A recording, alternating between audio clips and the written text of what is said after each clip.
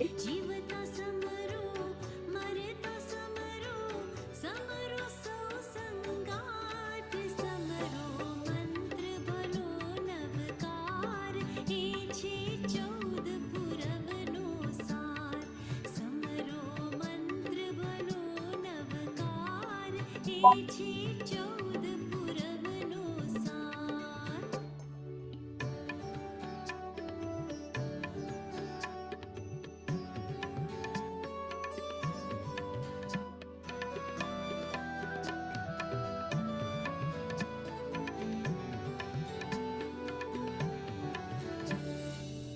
योगी समरे भोगी समरे समरे राजा रंग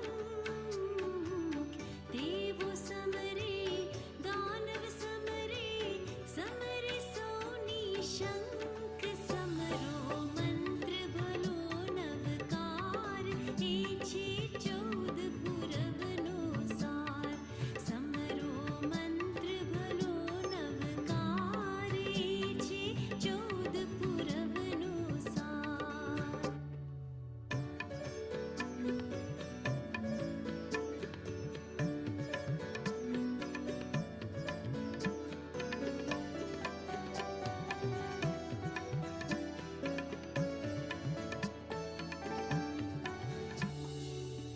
अड़सत अक्षर ए ना जानो अड़सत तीरथ सार 8 संपदा थी परमाणो अड़सिद्धि दातार समरो मंत्र भलो नवकार ए छे 14 पुरवनो सार समरो मंत्र भलो नवकार ए छे 14 पुरवनो सार।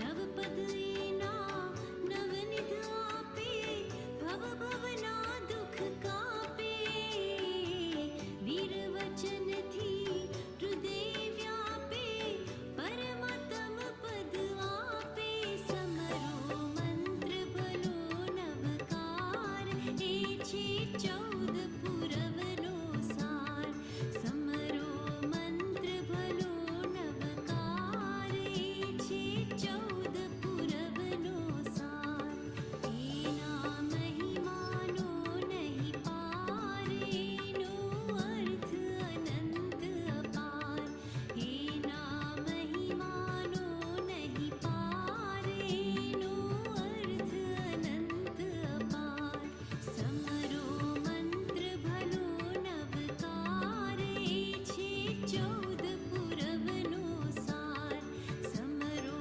मंत्र भलो नवकार ए छे 14 पुरवनो सार।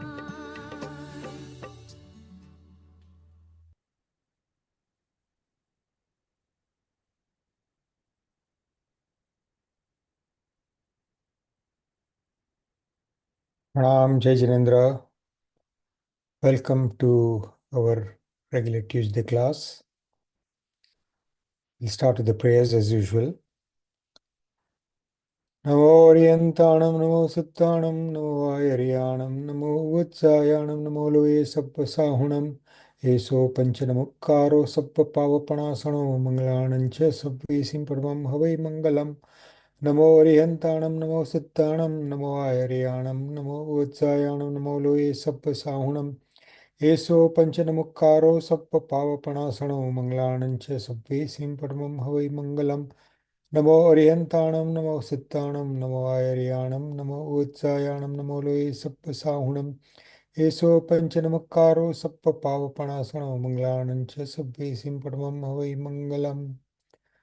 वीर सरसुरा सुरेंद्र महितो विरमुदा संस्कृता वीरेणाभिहत स्वकर्म निचयो वीराय नित्यं नमः वीरातीर्थमिदं प्रोतमतुलं वीरशिखोरं तपो वीरे श्रीद्रुति कीर्तिकान्तिनिचय श्रीवीरभद्रं दिश कंठे धरणेन्द्र च स्वचितं कर्म करोति प्रोस्थल्य मनोवृत्ति पार्श्वनाथ श्री स्तुवः अंगूठे अमृत वसीलत तृणा भंडार श्री गुरु Gautam समरिये मनोवांछित फलदातार.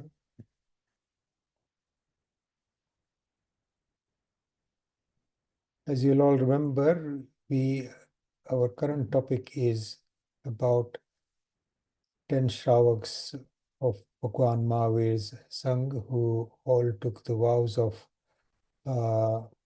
a Jain householder, that is a Shravak, faced difficulties in following them, but were completely steadfast and ultimately successful. And we are, from last week or week before, talking about the 7th Shravak called Sadal Putra, and today we will complete his story and introduce the next Shravak. Let me share my slides just as a reminder.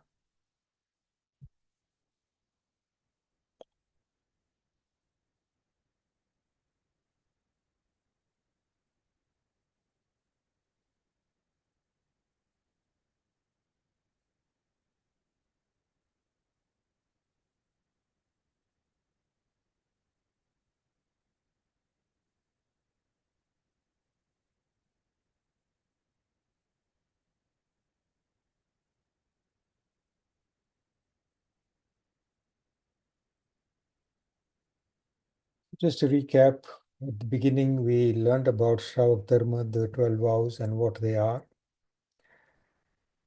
And we also talked about the importance of these 10 Shravaks and what do we learn from their lives.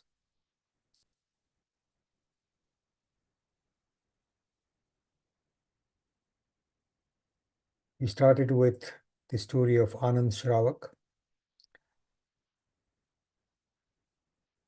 The 7th Shravak, called Sadal Putta or Sadal Putra, was living in Polaspur Nagar. The king of that city-state was Jit Satru Raja. And Sadal Putra was a potter by trade, and he had a very big thriving business, and he was a follower of Goshalak, whose story we heard about, and we talked about his particular philosophy that he established in competition or in conflict with Bhagwan Mahavir, and ultimately went on to declare himself as another Tirthankar. And we also heard about what Goshalak ultimately did to insult the very person who he had accepted as a guru and from whom he had learned so much. And towards the end of his life, Goshalak actually acquired so much bad karma that if you were to go into the depth of what there is a narrative about what would happen to Goshalak after he completed his next life. So currently he is in Devlok, and there is a story about why, in spite of all the bad things that he had done, he still ended up in Devlok because he repented and regretted what he had done. However, that was not enough to wipe off all his other sins, and his future life for a very, very long time after this particular life where he is now as a Dev will be extremely difficult. And reading the description, I've not read that recently, but long time ago, it is a shocking revelation of how certain mistakes can actually take the soul through an infinite time of extremely difficult lives. And at some stage, if you get a chance, it's worth looking at the narrative on Goshalak's subsequent life in Trisashti Shalaka Purush Charitra.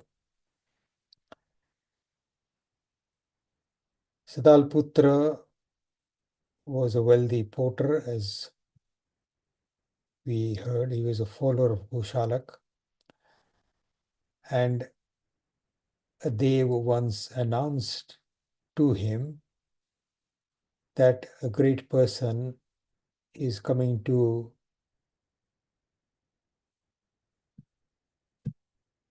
a park or an open space outside his city, and that he should go and listen to him. And he repeats this message without showing himself, this Dev, 3 times, and everything that he describes, Sadalputra imagines that he's talking about his Guru Goshalak.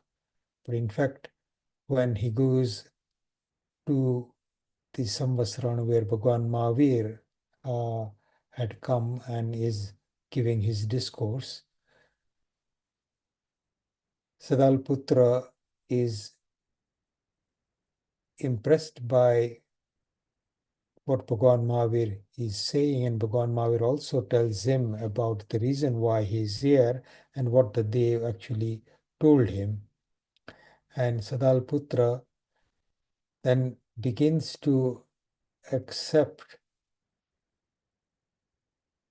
that there may be somebody greater than his Guru, and then slowly Sadalputra begins to understand from Bhagwan Mahavir the fallacy of Goshalak's philosophy of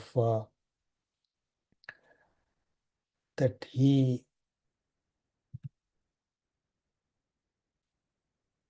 had taught Sadalputra. That philosophy is called Niyativad,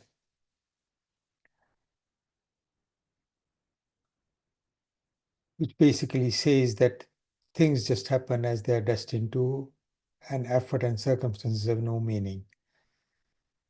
And to an extent, there is some truth, but it is a partial truth, and to accept that partial truth without reference or understanding the whole truth in itself is a wrong worldview and can mislead the soul. And that was the case with Sadalputra, but slowly he understands what Bhagwan Mahavir is explaining to him, and ultimately takes the 12 vows of a Shravak from Bhagwan Mahavir. His wife Agnimitra follows him in this endeavor. Goshalak, seeing that he has lost one of his main disciples, comes to argue with Sadalputra. But Sadalputra, now with his wider and more clearer knowledge of the truth, has a conversation with Goshalak, and Goshalak finds it difficult to counteract any of the arguments. So Sadalputra, when he asks Goshalak, Goshalak honestly tells him that he does not have any arguments against what Bhagwan Mahavir has been saying, and that the questions that Sadalputra raised, the answer to that was what Bhagwan Mahavir had explained, and Goshalak had to accept that. Ultimately, Goshalak accepts defeat in front of Sadalputra and leaves him alone. Sadalputra then follows his vows steadfastly for many, many years. And towards the end of his life, a Dev again tries to test him, and with his powers threatens his family, and Sadalputra loses his concentration, but his wife again counsels him and says that he's imagining this and that nothing wrong has happened to his children or her, and therefore he should not worry and take prayashchit and go back to following the practices that he was doing. Towards the end of his life, Sadalputra accepts Sanlekhana and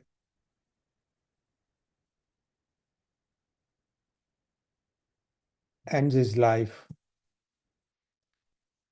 in Samadhi, meaning in great peace. And he was born in Saudharma Devlok in Arun Bhut Viman as a Dev, where he is currently, and in his next life he'll be born in Mahavidya Kshetra to go to moksha. Very similar stories, all of them, but certain circumstances were different. All the Shravaks that we are talking about in this Upasak Dasa were fairly wealthy. They accepted the vows, and I think these stories are told to illustrate the vows, they illustrate the steadfastness, and all these Shravaks were also examples in the way they conducted themselves to other Muni Bhagwans. And as we have heard, Bhagwan Mahavir actually did mention his Shravaks to the sadhus and sadhvis in the Sangh as examples of, even though these were Shravaks and not sadhus and sadhvis, their practice was inferior to that of a sadhu and a Shravak. Bhagwan Mahavir still praises them and shows them as examples of good practice to the monks and the nuns in the Sangh. The next stories that we'll start today, and I'll just introduce this topic. There is a slightly disturbing streak in this story, and it just goes to illustrate that even for great people, life can have some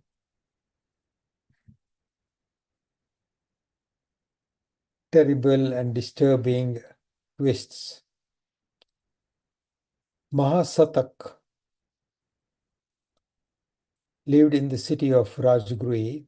He was one of the very wealthy Shravaks who were around in the city of Rajgruhi, which was the capital city of Magad. And this was the kingdom of King Shrenik, who was most devout follower of Bhagwan Mahavir. And there were lots of great people in the city of Rajgruhi. We've heard about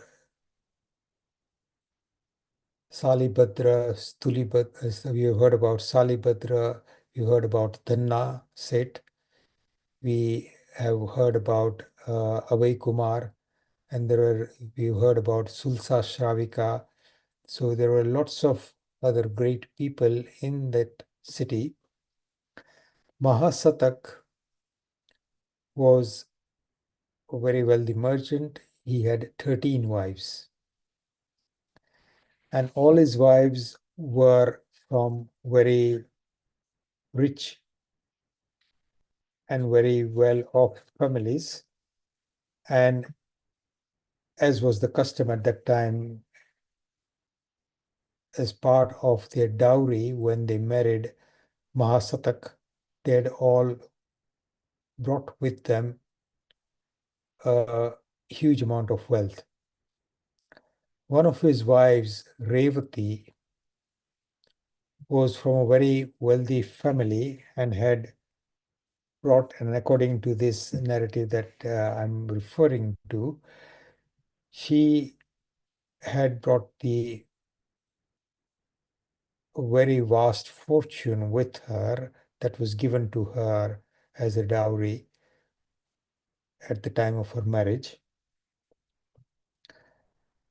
Revati was, however, somebody whose behavior would be completely contrary to being a wife of a great Shravak. And we'll come to that soon. Once Mahasatak goes to listen to the discourse of Bhagwan Mahavir, who has come to one of the great places outside Rajgruhi. And if you read the narratives, you will become quite familiar with this particular place that is called Gunshil Chaitya, which was on the outskirts of this great city. And Bhagwan Mahavir came out there. The Devs created the Samvasran as was their duty. And Mahasatak went to listen to Bhagwan Mahavir. At the end of his discourse, Mahasatak was very impressed and he decided to take the 12 vows of a Jain householder. And he decides at that time to limit his efforts to earn any more wealth and left it at what he had. So, in effect, though it's not mentioned here, from that moment onwards, it seems as if he anything more that he earned from that day onward would he would not make an effort, but also that would actually be given away.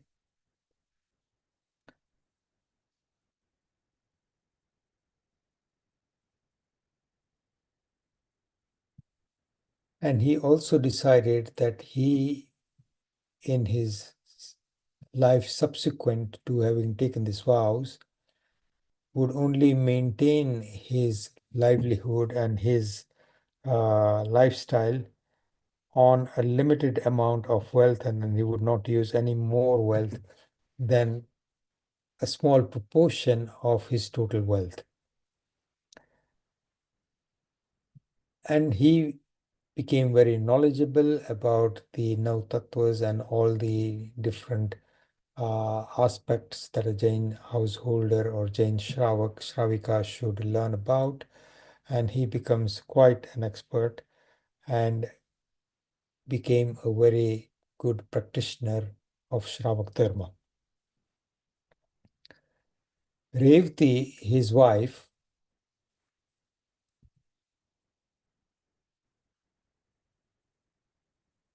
some stage in her life became very jealous of her other 12 co-wives, so much so that she decides that she would like to have her husband Mahasatak completely to herself so that she could enjoy the pleasures of association with him. And to achieve that, she begins to plot how she could actually kill all her other 12 co-wives.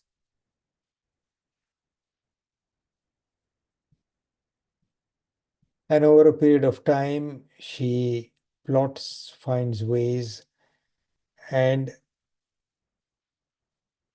when an opportunity arises, it's mentioned here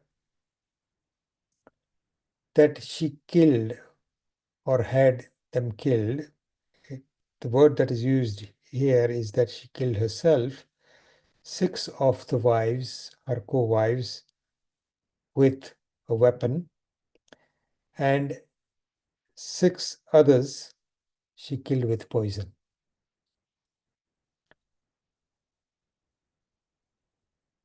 And then she confiscates all the wealth that the co-wives had. And it says here that she then lives happily with Mahasatak. So, not knowing exactly the details of arrangements of how people lived in those times, which is not described in this narrative in detail, one can only imagine and understand that that was possible without her husband becoming fully aware or challenging this, or that this particular event went unchallenged and unpunished. And exactly how that worked or happened, it's difficult to understand because the narrative isn't there. Somebody more knowledgeable and who has more in-depth knowledge of the texts from which these things are extracted may have an answer to this. So my apologies that I don't have greater understanding or an ability to explain to you how this happened. But the fact that's mentioned here is that it did happen, and that Revati carried on living with Mahasatak for many, many years. Meanwhile, Mahasatak becomes progressively more and more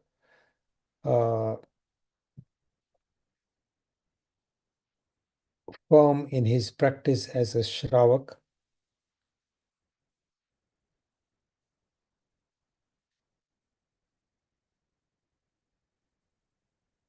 And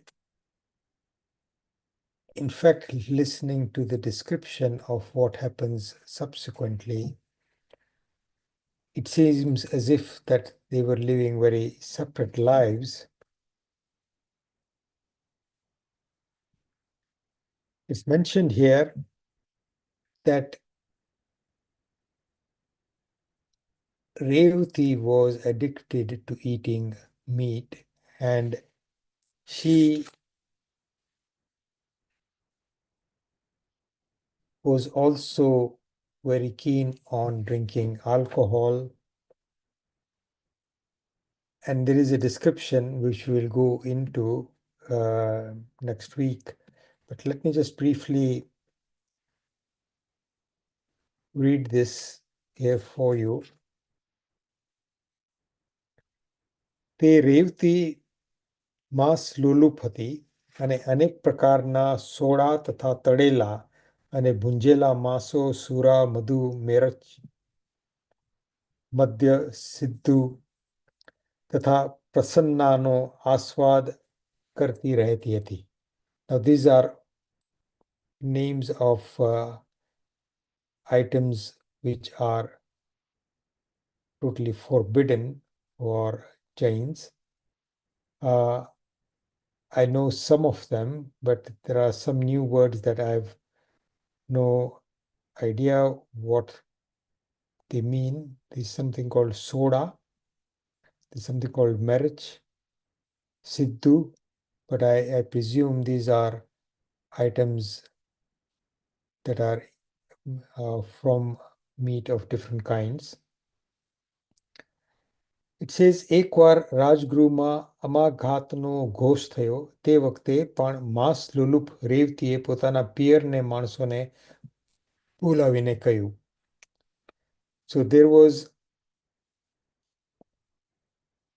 a particular announcement which says there's રાજગૃહમાં અમાઘાતનો ઘોષ થયો, meaning that there was an announcement and any kind of killing was forbidden. So ama means amari, amaghat, meaning not to kill anybody. So there was a national or statewide announcement that nobody should kill anybody. So that means for that period, nobody was allowed to harm any animals, and therefore all the meat eaters at the time would have stopped.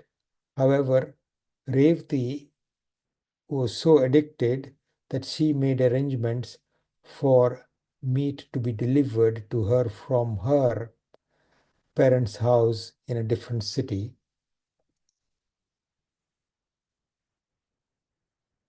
And what is described here is that on a daily basis, she asked for the meat from 2 cows. This happened for some time. Meanwhile, Mahasatak is carrying on with his practice as a Shravak, and this goes on for about 14 years. He gives up his running of the household and the business to his eldest son, and he becomes he takes the vow of complete brahmacharya, meaning he becomes completely celibate, and he starts living in the Pausat as almost like a monk, and completely separated from his household uh, directly, so he has no contact with his wife Revati.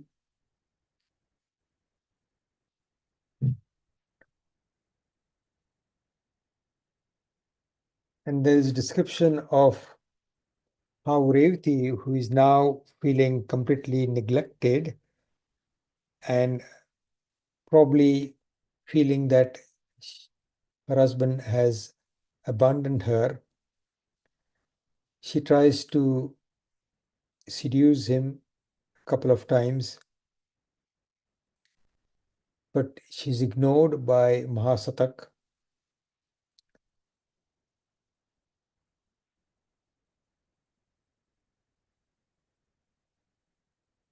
And Mahasatak carries on progressing in his practice, and he accepts the 11 pratimas that we talked about in the second or third discourse. મહાસતક ઉપાસકની 11 પ્રતિમાઓના આચરતો ઉગ્ર તપથી અત્યંત કૃશ અને દુર્બળ થઈ ગયો. So his practice makes him very thin and weak. He's doing severe penance. And towards the end of his life,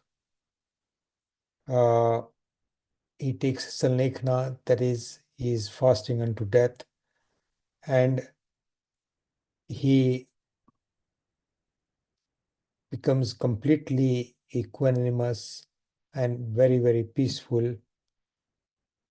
And his soul, his mind gets increasingly pure. And in that state, he, like Anand Shravak, also achieves Avadhignan. So the extent of his Avadhignan is also quite vast, like that of Anand Shravak. And it's described here that, like Anand,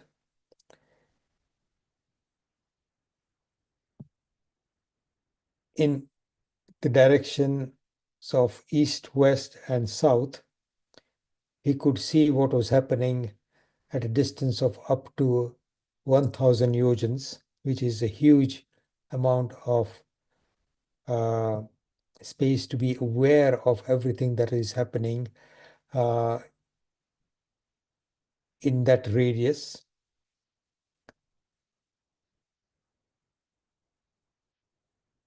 In the north, we could see as far as Chul Himwant Parvat, and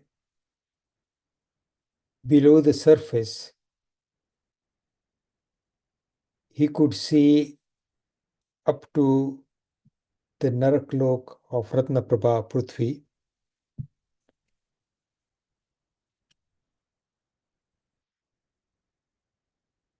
And so his Avdignan was quite vast.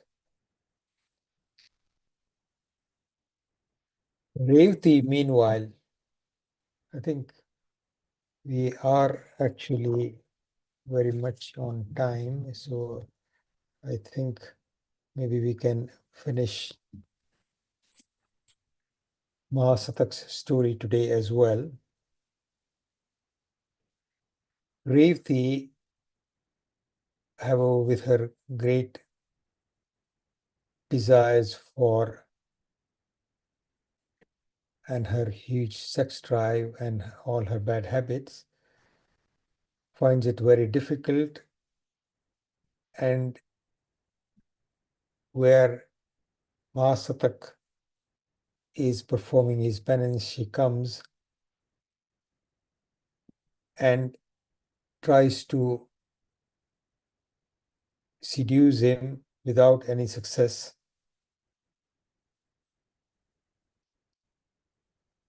And Mahasatak becomes very disturbed and upset by her behavior, and he loses his control and his equanimity and tells Revati that, and this is using the knowledge that he's gained in Avdignan, and he says to Revati, हे रेवती, आज थी तू सात रात माँ, अलस रोग थी पीड़ा थी, दुर्धान युक्त थई, असमाधि ने पामी, કાળ કરે રત્નપ્રભા પૃથ્વીના લુલુચ નરકમાં 84,000 વર્ષ સુધી નરક ગતિનું દુઃખ ભોગવીશ. So he tells her what her next life is going to be, and he tells her that you are going to die in 7 days, that you will be suffering from a severe illness, you will not be at peace, durdhyan yukt, meaning that you will be very, very disturbed, you will be in a lot of asamadhi, meaning in a lot of discomfort and in pain,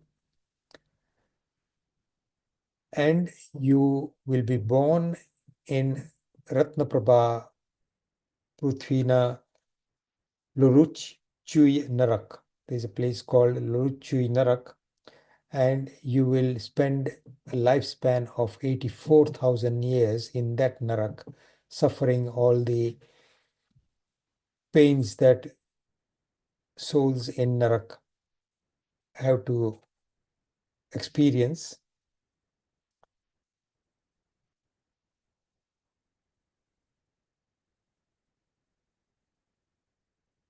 Revati felt that Mahasatak has become angry with her and that he does not like me. She's not paying attention to what Mahasatak has said.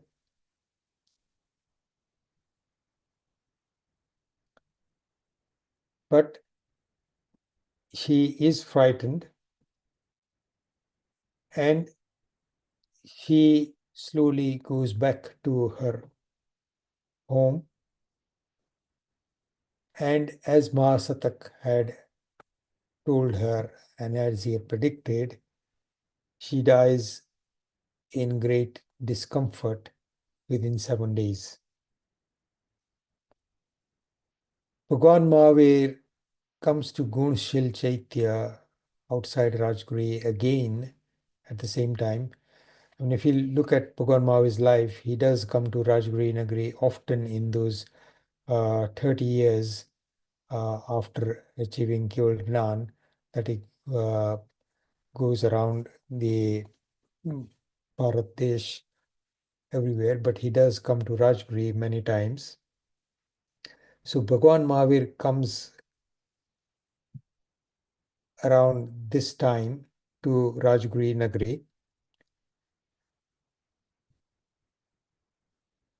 and he explains or talks to Guru Gautam Swami and explains to him the conflict between Mahasatak and Revati, and says to him that Mahasatak, having accepted or taken the vows of Sanlekhana, and he lost his control, and even though he was telling Revati the truth, the fact that that was a painful and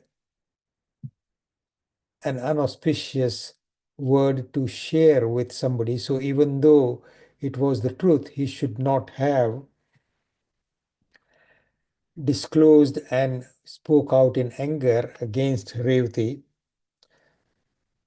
શ્રમણોપાસકે કોઈને સાચું હોય તો પણ અનિષ્ટ અને અપ્રિય વચનોથી કંઈ કહેવું ન ઘટે તથા ક્રોધ કરવો ન ઘટે. So he shouldn't have been angry and he shouldn't have said what he said to his wife Revati. તો હે દેવાનું પ્રિય, and he addresses, Bhagwan Mahavir addresses Guru Gautam and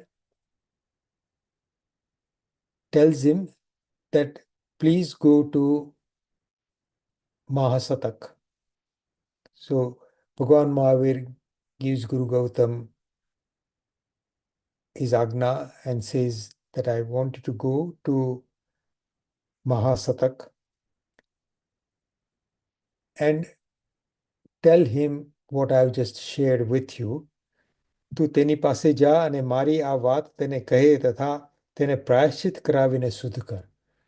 And Bhagwan Mahavir says that explain to him what I have said and then give him prayashchit so that he repents that wrong deed that he did by disclosing the future of Revati.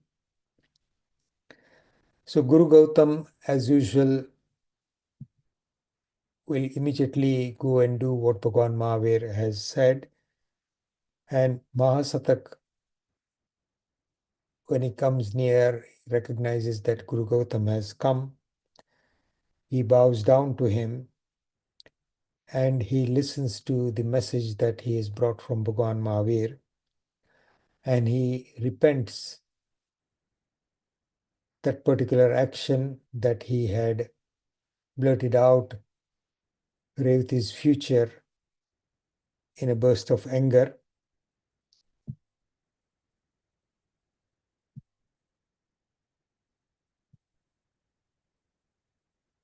So Mahasatak, after having taken his vows, follows them for about 20 years. And his final samadhi, his Sanlekhana, lasts for, it says, Sanlekhana ne 60 tank. 60 tank means 60 tank, and I presume that word here refers to 60 days. He dies, and Saudharma Kalpma Arunavatan Sak Vimanma Utpan Thayo. So he is again born in Saudharma Devlok. So as we've seen, I think all the Shravaks that we've talked about so far are currently in Saudharma Devlok, and many of them are probably in the same Viman called Arunavatan Sak. And in his next life, he will be born in Mahavidya Kshetra and go to moksha. Next week, we will probably be able to finish, I think. So we will talk about Nandini Piya and Salihi Piya. They're just two Shravaks, and the narrative that is described in this reference is very, very short. So I'll stop sharing my slides here now. If you got any questions, please feel free. We got some time. We got about 10 minutes, 12 minutes.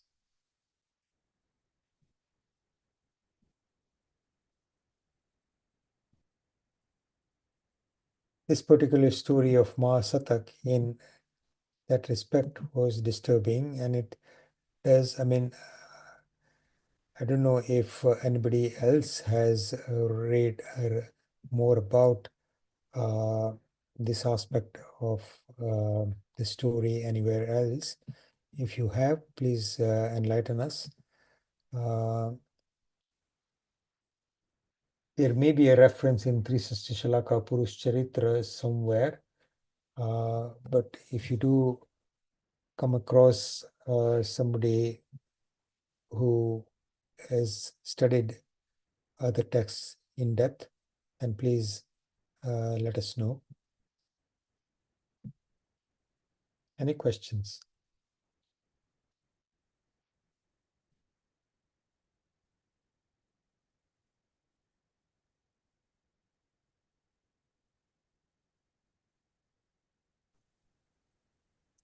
You can switch on your videos.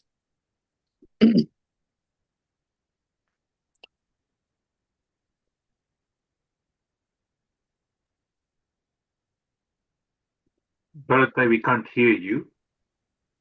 Pranam, Ajitbhai. Bhagwan, I've got one question or observation.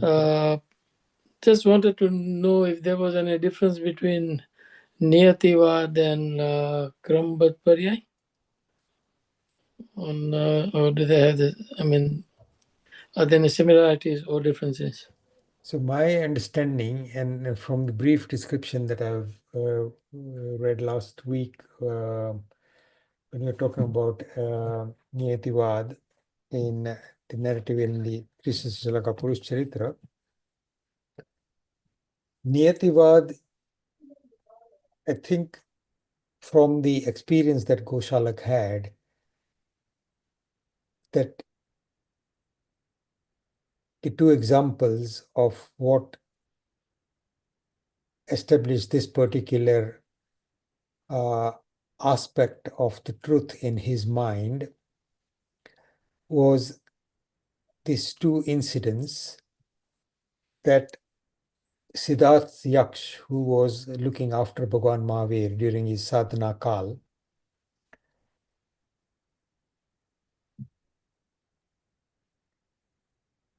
so let me just go back to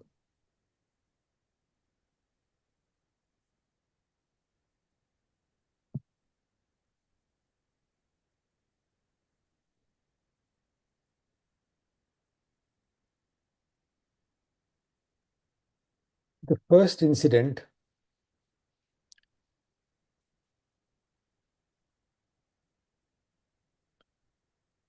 Goshalak decides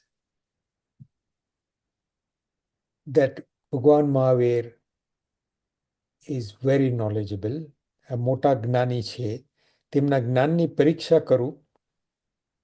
So he asks Bhagwan Mahavir, and as we know, that Siddharth Yaksh, who was left by Indra to look after Bhagwan Mahavir, used to enter Bhagwan Mahavir's body and answer on his behalf. Bhagwan Mahavir at that time was not really sharing, but Siddharth Yaksh took it upon himself to promote Bhagwan Mahavir, and whenever he was around and he was free, he was not always there, but in this instance, Goshalak decides to test the knowledge. So he asks, "Hey Swami, આજે પ્રત્યેક ગુરુને વિશે વાર્ષિક મહોત્સવ થાય છે." So that there is an annual festival that is being celebrated in every household. તો મને આજે ભિક્ષામાં શું મળશે? So he's imagining that when he goes out to get some food, he'll actually get some very tasty and wonderful foods because it's a big festival and everybody will be cooking something nice. Siddharth Yaksh, with his knowledge as a Dev, he enters, it says, Siddharth Prabhuna શરીરમાં પેસીને બોલ્યો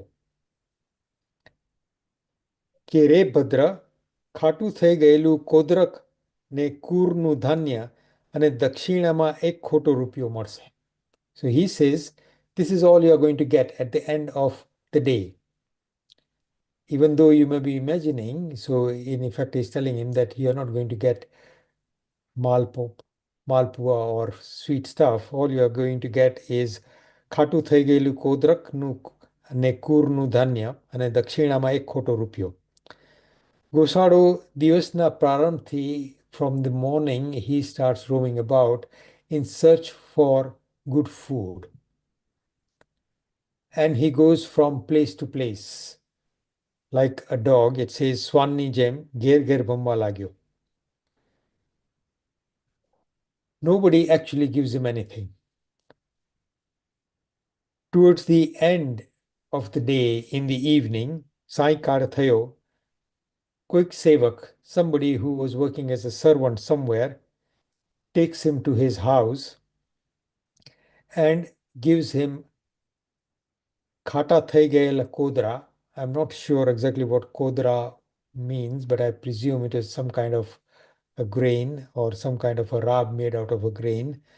And a kur, Kodra would be similar to kodri, which is similar to, quite similar to rice. rice. Okay.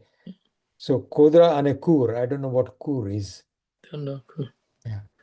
Kodra ne kur apya and atik shudanalide, because he was so hungry by this time, he eats it all.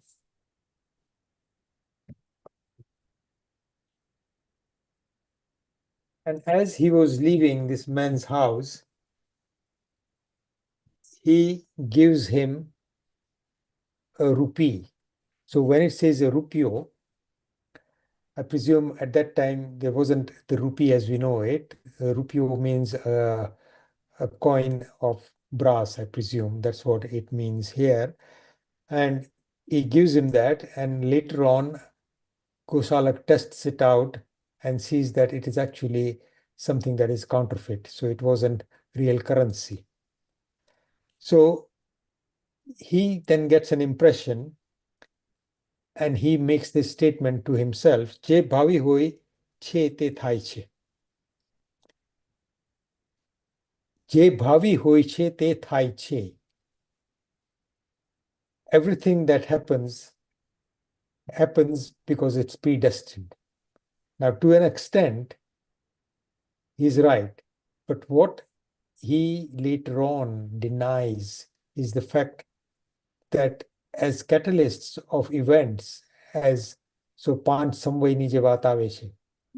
So he completely denies that in the sense that his philosophy, that is how I understand it from this, but I think it may be useful to ask this question to explain Goshalak's Niyativad. As far as I'm aware, that is not a currently prevalent philosophy like the Shat Nai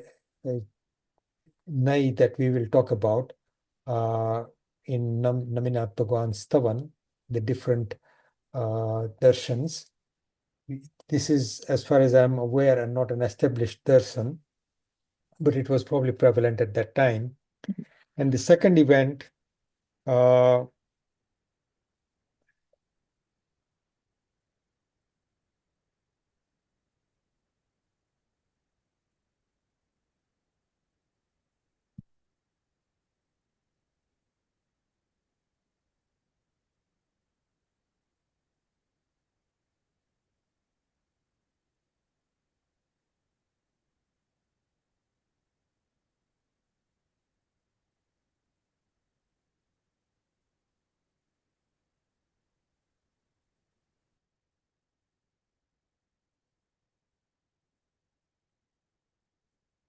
the second event that firms up his belief in this Niyativad, સ્વર્ણખલ નામના સ્થાન તરફ ચાલ્યા. માર્ગમાં કેટલાક ગોવાળિયાએ ખીર રાંધતા હતા. So this particular incident, so as they were moving from one place to another, and by this time Goshalak has completely decided that he's going to be a disciple of Bhagwan Mahavir, and Bhagwan Mahavir lets him come with him. Goshalak, seeing this Gowalia, these cowherds cooking some food, tells Bhagwan Mahavir that I'm really hungry. Let's go and get some food from this goals who are actually cooking paisanu bhojan. Paisan, I'm not sure what that is either, if anybody knows. Paisannu bhojan kare. And what they were doing was they were cooking it in a pot. And I presume these were pots of clay. Siddharth Yaksh, occupying Bhagwan Mahavir's body, responds to Kushalak and says to him that, and they were actually making kheer. So kheer, paisannu bhojan kare. Paisan, I presume, means kheer. Kheer bansej nahi. So this, he says that this will actually not happen, that this will not cook. Kushalak, thinking that he will twist the future, he uses those words. He goes to this goals, this cowherds, and tells them that my guru with me, he is Trikalgnani, meaning he is all-knowing.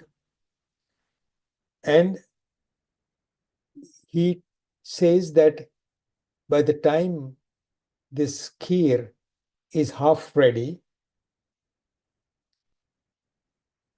your patra will actually break. The Goals, fearing this, they tie the pot with slates of bamboo. Vasni khapatothi bandi lidhi. And because they had put much more rice in this pot than it was meant to be, so they had actually overfilled this particular pot. ચોખા પ્રમાણની વધારે નાખેલા હોવાથી તે ફૂલ્યા, એટલે this whole thing, the rice expanded because this pot was completely jam-packed with it, and the pressure actually breaks this pot. And because they had tied these slates of bamboo, all the rice sticks onto that, and they all took the rice with their hands. They himati chati gaya, but they couldn't give anything to Goshalak. So Goshalak actually did not get any of this rice that he was, or any of this kheer that he was so keen on eating. And his belief now becomes firmed up that everything has happened exactly as has been predicted. And whenever anything happens, it is absolutely because it is destined, and anything, all the circumstances around have no meaning. And Bhagwan Mahavir then has a conversation with Sadal Putra, giving him the other wider world view and giving him the arguments in favor of Anekantvad, Syadvad, and how things happen. And Sadal Putra later on actually has a debate with Goshalak and convinces him about his untruth, but Goshalak is not going to accept it, but he stops pursuing Sadal Putra to carry on being his disciple. So he gives up Sadal Putra. And Goshalak then, as you know, carries on using his knowledge of astrology and predictive sciences to promote himself and announcing that he's actually a Tirthankar himself, and that Bhagwan Mahavir is not the true Tirthankar. And he establishes or tries to establish this. He probably had a lot of following at that time, but the way he conducted himself and what he did at the end in throwing Tejulesha to Bhagwan Mahavir and burning two of his Muni Bhagwans. We know what happened at that time. But your question whether this is Krambad Paryay, as far as I understand, does not deny, it's looking at how each Paryay unfolds in sequence of time in different stages. It's meant to be, and this is what a Keval Gnani would be seeing in their Keval Gnan as to how exactly things will unfold. That does not necessarily deny the influence of all the different nimitz of the karma. So everything works together, but as we know of examples where even though the karma is there, even though the circumstances may be there, some other greater circumstance prevents the possible outcome of an event, and that karma does not come to fruition at that time. And that is the influence of other things, but this is something that a Keval Gnani would be able to predict, but that does not deny the importance and the influence of all the other reasons why things happen. And I think Niyativad is denying the influence of anything else.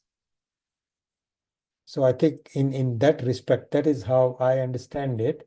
I may be wrong with that, but I think Niyativad is denying the influence of everything else and saying, so for example, you would say Purusharth has no meaning.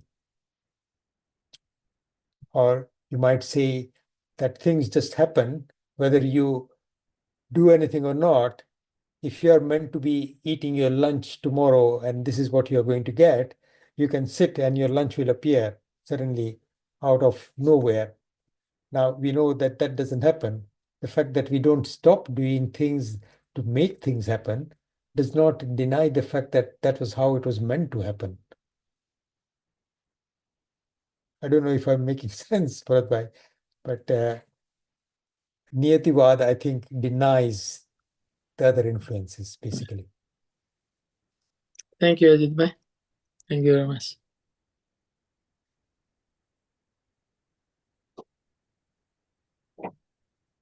Any other questions?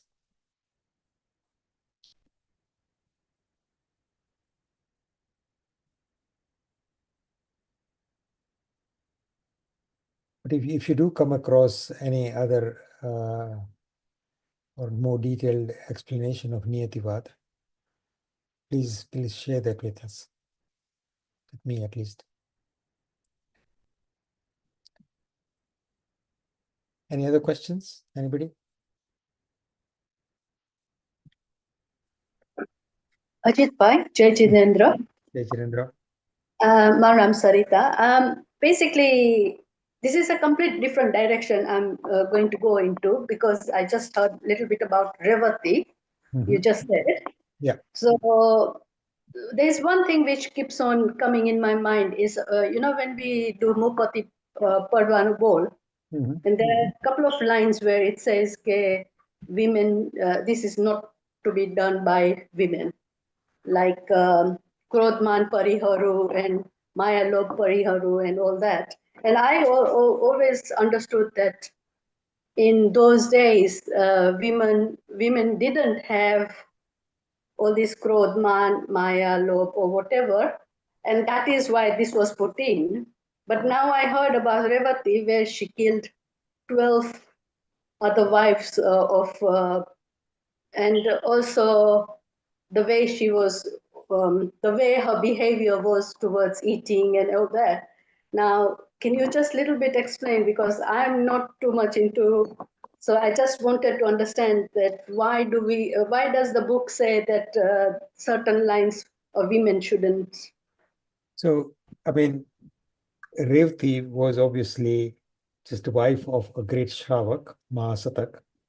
but she herself was nowhere near in any way a practicing. So her background and her behavior was completely alien to what would have been normal for that household. So that the fact that there were people like that in those times, and there were all kinds. So we also know in Bhagwan Mahavir's time, you heard about this Kasai called Kal Saurik, who Srenik Raja goes to plead with him to stop killing these 500 padas that he was actually killing on a daily basis. So there are people like that as well. And from other stories, we know that things like the sale and the consumption of alcohol, etc., was not rare. It was probably prevalent, may not have been as industrialized as it is now, but all those things were existing in those times. But overall, one can imagine and understand that the level of practice of dharma was much greater, much purer, with more people doing it. And some of these people that we have heard about, like Revati, were exceptions. Yeah. Having said that, the relationship between the difference in the vidhis and the bowls about મુપતિના જે 50 બોલ જે પુરુષો માટે હોય અને જુદા rules for ladies. In effect, Mupati's 50 bowl are to remind us about good practice.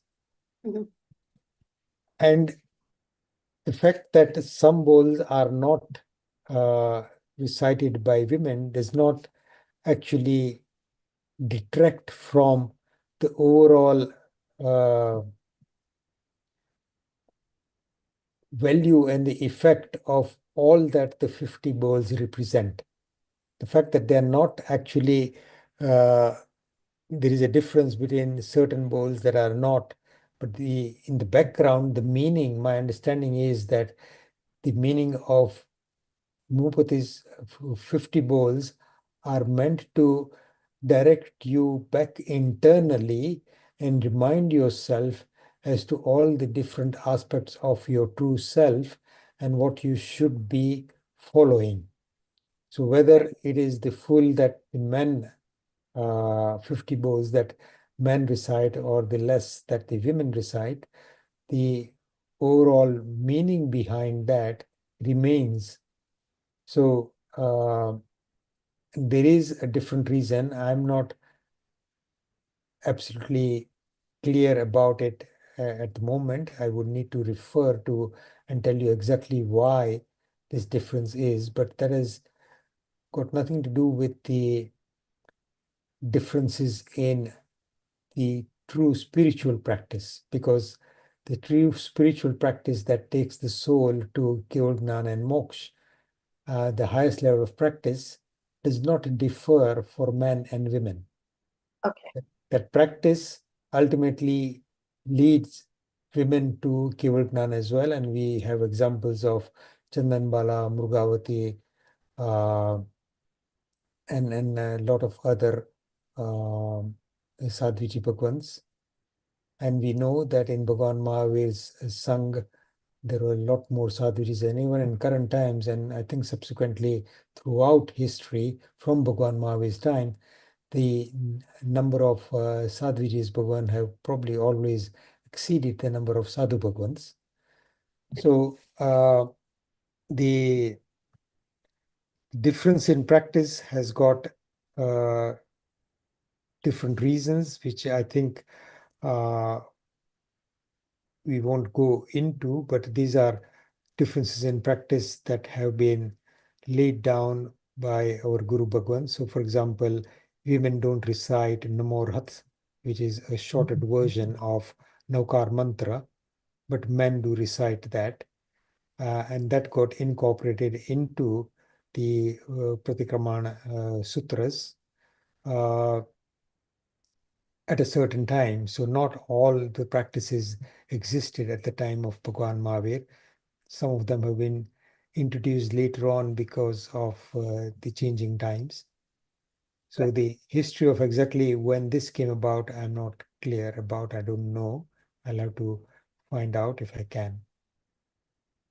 Now that you mentioned about Namorat Siddhacharya, why women are not allowed to recite that? Do you know the reason behind it? It was a rule. Namorhat was not meant to be. It was introduced by Sadhu Bhagwant, who decided that let me just modify certain things into Sanskrit so it is shorter. And when he did this, his Guru Bhagwant was quite upset and scolded him that you do not have a right to alter anything.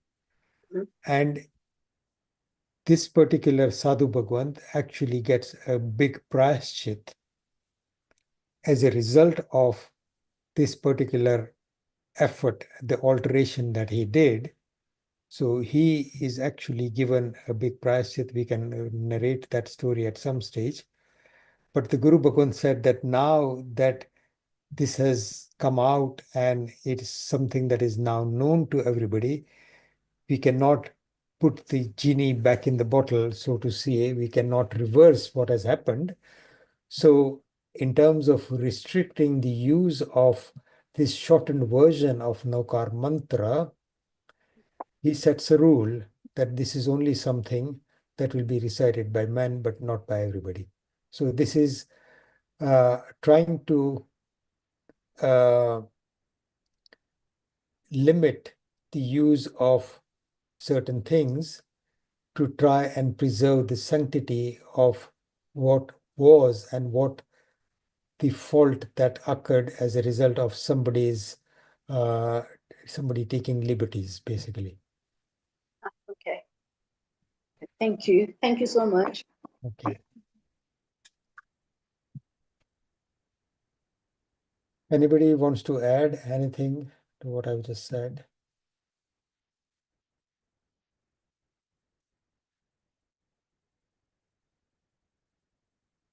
Okay, let's end today. I think we should be able to finish this particular topic next week.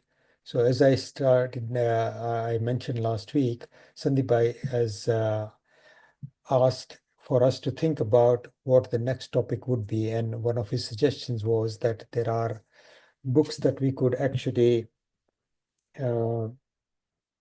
read together. They're books in English.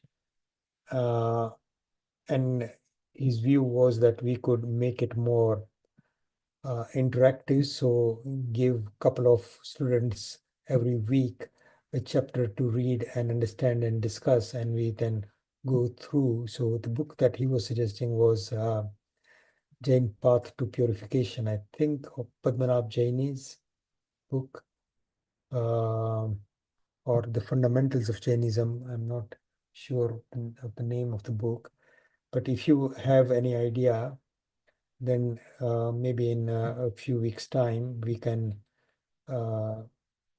get the books and start. But if please send me or Sandeep by any ideas that you might have for the next topic that you might want. I'm open to what is possible. If I have difficulty with the topic that is very popular, then I'll let you know. But give us a few options.